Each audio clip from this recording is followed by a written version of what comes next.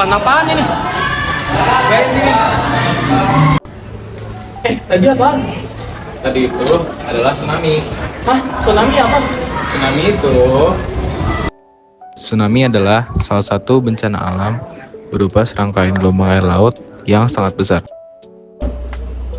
Kenapa sih ada tsunami di Indonesia? Oke, tsunami itu terjadi karena banyak orang berenang di lautan, sehingga lautan itu airnya tumpah ke daratan.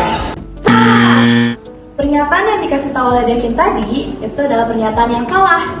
Nah, terus yang benar itu apa sih, Hani? Pernyataan yang benar adalah Tsunami dapat terjadi di Indonesia karena Indonesia berada di daerah pertemuan tiga lempeng tektonik utama dunia, yaitu lempeng Eurasia, lempeng Indo-Australia, dan juga lempeng Pasifik. Sebagian besar kejadian tsunami terjadi di wilayah perairan Pasifik, sebuah wilayah yang dikelilingi oleh busur gunung berapi, rantai pegunungan, dan zona subduksi yang menjadi lingkaran gunung api Pasifik. terus deh, wilayah apa aja sih di Indonesia yang terkena potensi tsunami? Nah, yang terkena itu yaitu yang pertama ada Aceh, kedua Sumatera Barat, ketiga Banten dan Jawa Barat, keempat di bagian Jawa bagian selatan, kelima Bali dan Nusa Tenggara, keenam di Sulawesi Tengah, 7 Maluku, dan 8 di Papua. tapi Hani, gimana sih cara tahu ciri-ciri mau datangnya tsunami? Nah, ciri-ciri utama menandai akan datangnya tsunami adalah Yang pertama, gempa bumi. Tsunami biasanya diawali oleh gempa di bawah laut dengan kedalaman kurang dari 30 km dan magnitudo di atas 6,5 skala Richter. Yang kedua, air laut surut. Surutnya air laut disebabkan adanya penurunan permukaan laut. Semakin jauh air laut surut, maka tsunami akan semakin besar. Yang ketiga, perilaku hewan. Perilaku hewan akan terlihat aneh, misalnya kelelawar terbang di siang hari. Lalu, suara gemuruh. Terdengar suara gemuruh yang besar dari kejauhan atau dari tengah laut.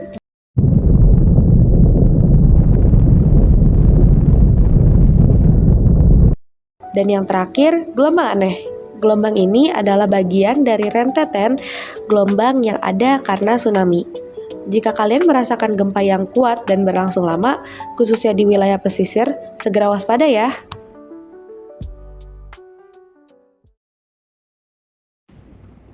Di Indonesia tentunya pernah terjadi tsunami dong, salah satunya tsunami Aceh. Tsunami Aceh terjadi pada pagi hari 26 Desember 2004 setelah gempa besar berkekuatan 9,1 sampai 9,3 magnitudo di dasar laut dekat Aceh. Gempa ini memicu tsunami setinggi hingga 30 meter yang menyapu pesisir barat Aceh, terutama Banda Aceh dan sekitarnya. Lebih dari 170.000 orang meninggal. Selain dampaknya korban jiwa yang banyak, tsunami Aceh juga menghancurkan banyak sektor, lebih dari 140.000 rumah, 1.488 sekolah, sehingga 150.000 siswa terganggu proses pendidikan saat itu. Tidak hanya itu, perekonomian di Aceh juga lumpuh selama bertahun-tahun. Diperkirakan total kerugian tsunami Aceh mencapai 51,4 triliun. Dengan begitu, bencana ini adalah salah satu bencana yang paling parah sepanjang sejarah Indonesia.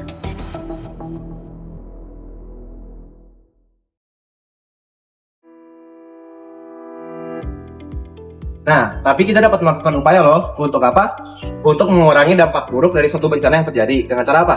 Dengan cara mitigasi bencana. Nah, ini mitigasi dibagi menjadi 3 tahap. Yang pertama ada pra bencana, yang kedua saat bencana, dan yang ketiga pasca bencana. Nah, selanjutnya kami akan menjelaskan tentang cara-cara mitigasi atau lebih spesifiknya tentang untuk bencana tsunami. Nah, yang pertama itu ada mitigasi pra bencana yang terdiri atas apa aja tuh? Pertama, kita itu harus memantau gelombang laut dan juga kita harus membangun bangunan yang tahan akan tsunami. Kalau yang kedua, kita harus membangun tembok-tembok yang tahan atas tsunami. Itu biasanya dibangun di daerah pesisir pantai ataupun di daerah yang rentan akan tsunami. Nah, yang ketiga, itu juga harus membangun jalur hijau seperti contoh tanaman mangrove untuk menahan gelombang tsunami.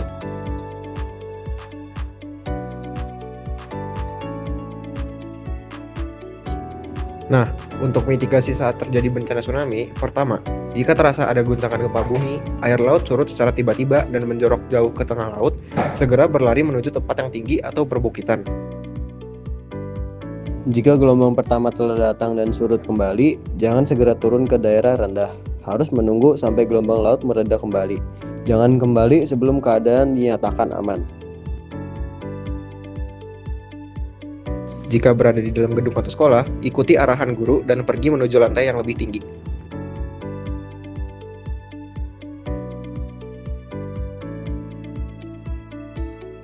Untuk mitigasi setelah terjadinya tsunami pertama, kita dapat memastikan informasi bahwa ancaman tsunami sudah berakhir. Kedua, jauhi area terdampak yang rusak, seperti puing-puing bangunan dan lain-lain. Ketiga, jauhi jaringan listrik dan gas. Oh, seperti itu. Sepertinya aku udah lumayan paham kenapa tsunami bisa terjadi dan cara mitigasinya. Nah, jadi kalau misal ada tsunami lagi, jangan jadi orang kebingungan lagi ya. Terima kasih.